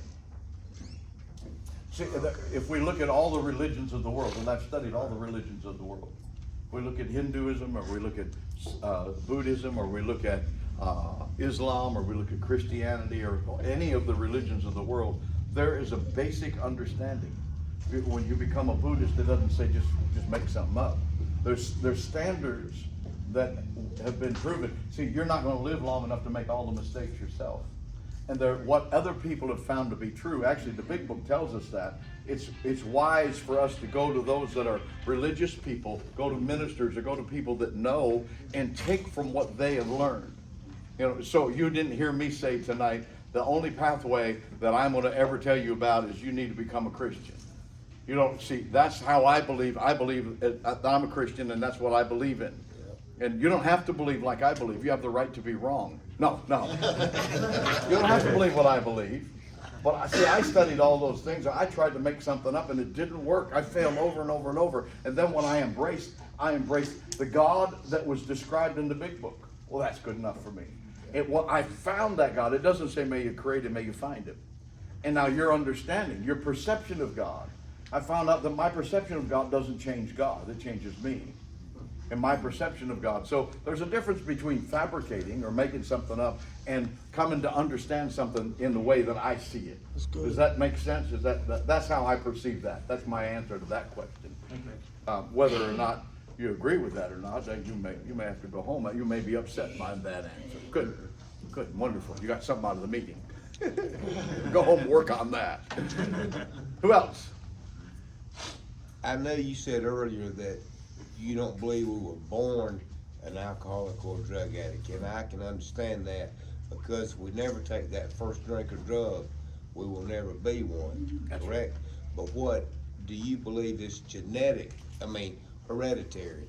I believe that there's a genetic predisposition that causes a person to be more inclined towards addiction than not. But there are people that are out of that same genetic, like on my family. Yes, sir. I'm the only alcoholic. I got 3 sisters and a brother, and I'm the only alcoholic out of the family. No, mama, daddy? My dad was an alcoholic. My grandfather was an alcoholic. So could there be a genetic predisposition to it? Yeah. But however, had I not drank, I wouldn't. I may. That's like saying, I was born, a certain height. Well, there's some genetics. But I don't think the genetics are nearly as important as understanding the behaviors and understanding the environmental aspects of it. I agree, okay. So the stuff, what I present you is that's my 42 years of walking. And there's different opinions on things. I used to believe that people were born that way, but I no longer believe that. And the reason I was asking that, it is in my family. But I did read an article one time of a lady who was nowhere in her family. And There's a lot of people She like was 45 years old before she picked up her first drink. And from that point forward, full-blown alcohol. Right. So there's a lot of variables to it. Yes, sir. Can there be a genetic predisposition or an inclination or a predilection towards that? Sure. But I don't think we're born with it. I just can't. I can no longer from all of my studies, put that together. That I do believe that there are people that our brains process alcohol differently, and and I don't know. Some people are social drinkers, and then they drink too much and they become alcoholic. Some people drink a long time before they become an alcoholic. And so if it is a predisposition, or if it is a genetic predisposition, or if there were people born with it, there's more people that were not born with it. That you'll understand social drinkers are people that can have a drink or two and then they leave that half a glass of wine sitting there. I don't understand them at all. There's something wrong with those people. And we know there are no social crackheads. So that's another subject.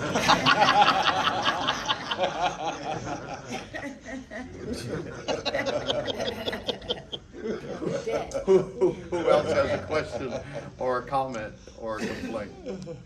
Come on, we got 13 minutes. Whatever you're thinking, you're getting ready to ask, somebody else is ready to ask you too. Yes, sir. You said that within like the first 90 days of getting clean, being clean, you go through addictive behaviors. That's when it's like the most violent. And then around like 6 months, you start to level out. I'm approaching 6 years clean now, and the level at which I get stuck in like obsession in my head is damn near torturous. I think that's normal. There's something I have to do to overcome that. Obsessive thinking. Actually, if you want to get one of those books back, they're called Strength-Based Sobriety. There's a chapter in there, I'll give that to you. There's a chapter in there called The Progression of Obsession. So that, when we talk about post-acute withdrawal syndrome, where our addictive behaviors escalate and then they de-escalate, that's a little different than what you're talking about in obsessive thinking. How many have a little obsessive thinking? How many have a little obsessive thinking? I said, how many have a little obsessive thinking? Well, we can just track right off out there in a minute. So here, let me give you my spin on obsessive thinking. See, what happens is we have one thought that comes into mind, and it could be a job, it could be a relationship, it could be any number of things. We have one thought, we get that thought stuck in our head. And that thought, we want that to happen so desperately, or we don't want it to happen so desperately, and we obsess on that. We think about that same thought, we run through the thought processes, this is going to happen, that's going to happen. We have conversations about what the conversations we're going to have, How many have arguments before you have arguments? You know, you argue, you know, you have the whole argument running on. He's gonna say this, I'm gonna say that, and if he says that, I'm gonna rip his head off and all that nonsense. So we have obsessive thinking. People go get a job, they're gonna go find a job, and they pull up, they're filling out applications, and they pull up with their resume, and they go into this, they're going into this plant to fill out an application, and they run into the owner of the company. And the owner of the company goes, hey, how are you today? And they go, fine. He goes, what are you doing here? I'm going to fill out a job. I'm here to apply for a job. Oh, that's great. We're looking for good people. You know, I hope you'll be part of our team. And they fill out their application and they stop looking for a job. Because I met the owner of that company and I think that he liked me and he's going to hire me. He don't even know who you are. He's got 400 people working for him and he wouldn't hire you. It's not up to him. And so we obsess on that. And what happens with obsessive thinking, now here's the next level. We obsess, then the next level is called the narrowness of opportunities. When I obsess on one thing, I lose sight of all the other opportunities, all the other things that are out here. I'm obsessed on that one thing and I'm on that one track, and the narrowness of opportunities come in. Suddenly I can't see all the other jobs are available. You're obsessed on that one girl. You can't see all the other girls that are available. We're obsessed on that one theory and we can't see all the other. You're obsessed on that one politician and you can't see all the other stuff that's out there. The obsessive thinking produces the narrowness of opportunity. The narrowness of opportunity produces the next level, which is called the illusion of control. That I think about it long enough, I'm pretty sure I can control it. If I'm thinking about it hard enough, I can control it. I know I can make it happen. You know, the power of positive thinking comes into play, that idea. If I just think it well enough, it'll, and you know, there are some things about that are true, but the illusion of control, I continue to stay focused on that because I think I can control it. And the illusion of control, we start with the obsessive thinking produces the narrowness of opportunity. And the narrowness of opportunity produces the illusion of control. And the illusion of control produces what I call the diminished time continuum value. The value of the amount of time that I've spent thinking about that is gone. I no longer value that time. You may have spent all day or all week or all month or a year of your life wasting it thinking about that one thing, eliminating all the other possibilities and thinking somehow you're going to, does any of that make sense to you? I don't like it. I don't like it because I hear the truth in it. And so here's the thing, if you get that book and read that chapter, it will be beneficial to you. The way that we break that is we understand what it is, and when I begin to obsess on something, then I go find somebody that seems like they have some good sense, and I go, I need to tell you about this so I can stop thinking about it. And then, you know, as soon as you share a problem, it's reduced by 50%. I found that exposing it, through it being honest and exposing it, causes it to break. It breaks the cycle. That's a good question, though. That's a good question. Because everybody in the room has some level of obsessive thinking. Is that not right? Say, yeah, that's right. That's right. Absolutely. Do you believe that a geographical move is beneficial for the most part? No.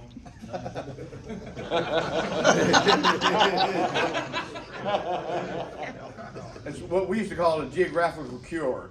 I'm going to take the cure. I'm going to move from Sarasota, Florida to Fort Worth, Texas. That'll fix everything because they wear cowboy hats out there, and then I'll be able to drink successfully. And it never works. You move somewhere, and here's the problem: it works for a little bit. It works for a little bit, but eventually you show up. The real you shows up eventually, and I mean, you might go somewhere, but until you do the work to get sober, you know, the addiction's still going to be there. I found out addictions just do not disappear. They don't disappear. You can ask God just to take it all from you so you don't have to deal with it anymore, and it doesn't go away. So God empowers me to take the tools, pick up the tools, and do what I need to do so that I can stay sober. But That's it. so no, don't move to Florida and think that there's no. People do that. They come on vacation and they leave on probation. Is that right? Yeah, that's right. I wasn't talking about Chris, but you know, could be. Who knows? That's a good question. I like that. Yes. Who else? One of the things that I have never been able to reconcile all of my life I was very disciplined about doing things. Mhm. But when I got involved with alcohol and drugs, I had no discipline, no control over it, and I spent years thinking, I know I can do this if I just make up my mind I'm gonna quit, but I couldn't do it, and it just drove me crazy. It still drives me crazy that I have no control over Right. that. You know, that, you probably heard this back a long time ago, they used to talk about that, you know. They said, if you think you can control your drinking, just the next time you get diarrhea, just think and control it that way, you know. You can't control it, it's just, that's where the powerlessness is. And I would like to think, I'm a disciplined guy. You know, I go out and exercise every day and I try to eat right, and I'm disciplined in how I live. But, you know, when it comes to that, there's no defense against it. And outside of getting sober and staying sober, there's no defense against it. And, you know, so we have that comes up, there's a place in that whole addiction thing, what we call procrastination, where we procrastinate and we put things off. That's where our discipline breaks down. I begin to procrastinate. I'll do it tomorrow. I'll do it tomorrow, and everything. I start putting everything off till tomorrow. I sat at the bar and I made a great plan for tomorrow.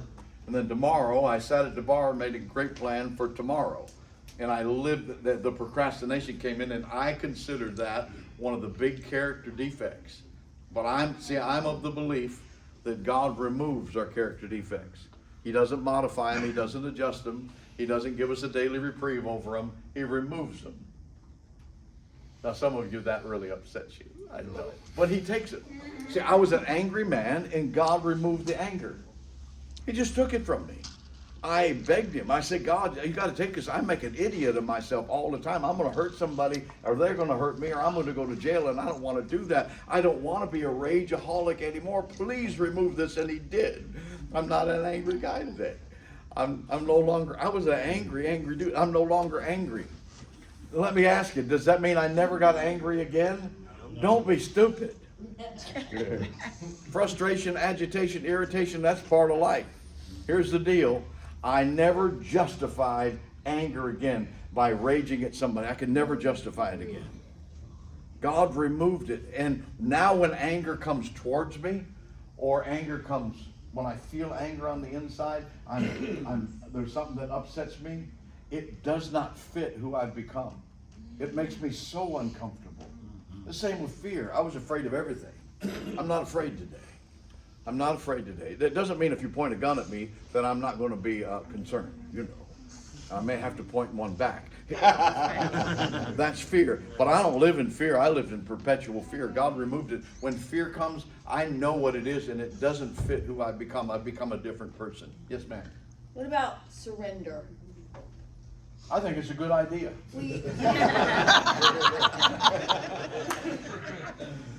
Yes. Well, don't you have a chapter on surrender? Somewhere. Yeah, well, I don't have a chapter on the principle of surrender as such, but the surrender's all the way through the process. When I surrender, you have to surrender to win. When I surrender, it's kind of what he was talking about, that when I obsess on something, when I surrender, my first part of surrender is I give up all the mental gymnastics that I'm trying to use to control that thing. And when I surrender that part to God, and I ask God, see, it's a spiritual surrender first, and I ask God to come in and intervene for me so that I'll stop obsessing, and then I can surrender. I can surrender anything. If I'll give up my rights. That's right. I have rights. So when we all come to sobriety, we come crawling in, weeping and moaning and shaking and broken and confused, and then about 6 months later, we're entitled. And, you know, now I want what I want the way I want it. And that's the opposite of surrender, entitlement. And if you go to step 7 and you learn about humility, humility is nothing but the disappeared self in the awareness that God is everything. The big book says God's either everything or he's nothing. So I disappeared, myself disappeared, what I want.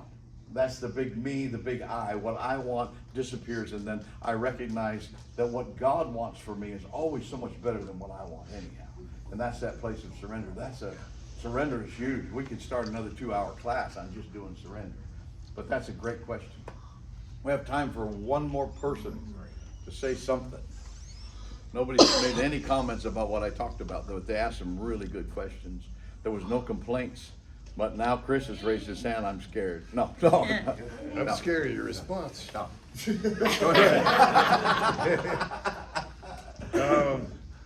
So I've been coming to the room since 1988, learning about the steps and working the steps. Though I'm never really sure if I've ever worked the steps all the way through in order. And one of those like obsessions, like a stronghold, still has a hold of me.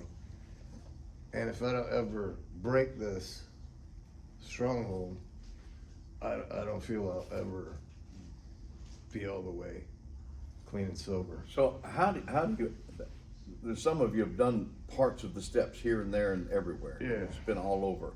You've worked this and you worked that, and you've done piecemeal, but you've never done them in a structure. We do, I do conferences now called the 12 and 2, 12 steps in 2 days. And I teach like what I taught tonight. What we'll go through one step, and then we do a little workshop at the end of each of those steps. In 2 days, we go through all 12 steps. There's actually a program in Alcoholics Anonymous, New York World Services, called Back to Basics. Back to Basics is 4 sessions, you go through 12 steps. If we go back and look at where these were written and the foundation of it, Bill Wilson worked the steps at one setting. Dr. Bob worked the steps, and he skipped one of his amends. The second week he got drunk. He went and made the amends, and he never drank again after that. Dotson, the third guy in AA, he did the steps while he was detoxing. You don't have to spend the rest of your life doing the steps. Do it. Do it. You want to make sure that you've done them all and do them thoroughly. Start at the 1, 2, 3. Just start working your way down through. And when you can explain that step to the next guy, then you know you've worked it. When I have, that's why I say when I have the principle. You've got that book called The Principle Approach and the workbook. And if you start and you work on that, by the time I drive to Florida, you could be done with the steps. Okay.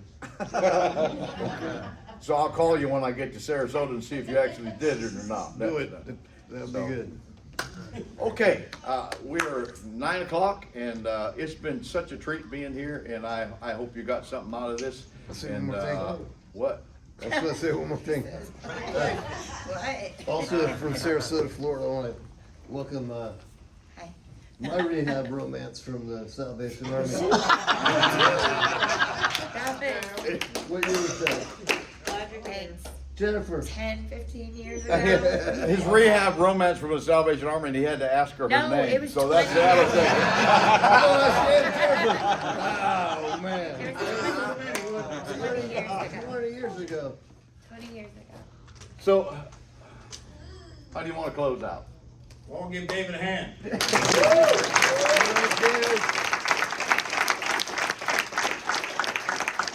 I will be back there at the book table, and if you want to buy a book, we got them on Venmo, and you can do them on a card, or we can do cash, or if you really want a set of books and you don't have the money, come see me, and we give a lot of books away. We'd like to make sure you got what you want. Want to close with the Lord's Prayer? Is that what we do? Or? Now let's circle up. Yeah. Circle up the way.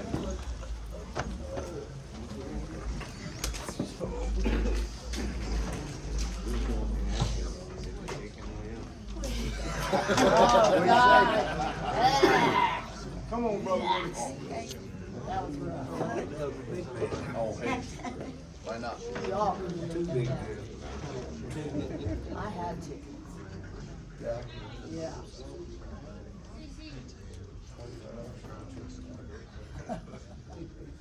David, thank you once again for coming. It's been a pleasure. Thank you, David. What is our message? Is that an addict, any addict, can stop using drugs, lose the desire to use, to find a new way to live. Please remember that the power that brought you here is still with you today. Let's have a moment of silence for one another, and we'll follow that with the we version of the Serenity Prayer.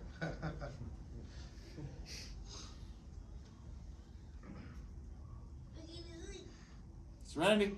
God, grant us the serenity to accept the things that we cannot change, the courage to change